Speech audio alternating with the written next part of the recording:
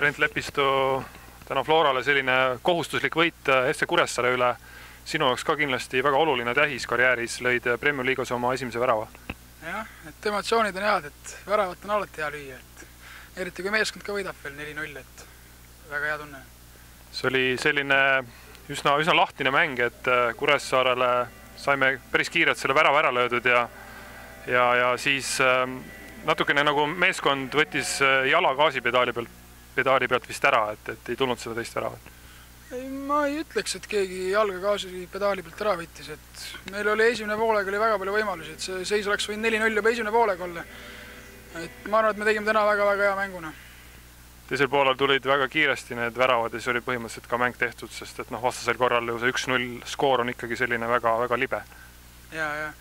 Et ma arvan, et siin juba 2-0, 3-0 need tulid ikka üksteise otsa väga kiirelt, et näha oli, et vastane juba põhimõtteliselt oli ka alla andnud, et see lõpp oli selline veeretamine juba.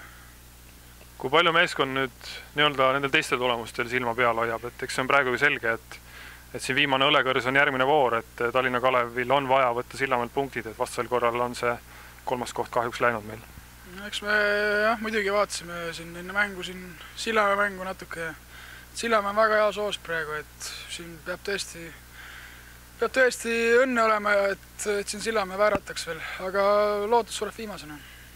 Räägi nüüd natuke, kuidas sa enda hooaega rahul oled, selles mõttes, et alguses sa väga palju mänguaega ei saanud, aga nüüd hooaja teises poole oled praktiliselt kindlalt võtnud selle algkoosseisu koha ära ja see on kindlasti sulle endal ka ikkagi peaks head meelt tegema. Muidugi, et hooaja algus on alati raske, et siin uued mängijad ja treener peab mingi otsuse tegema ja minu ülesanne on hooaja vältel ennast tõestada ja ma arvan, et ma olen seda teinud ja olen ka selle põhikoosseisu kohe ära teeninud.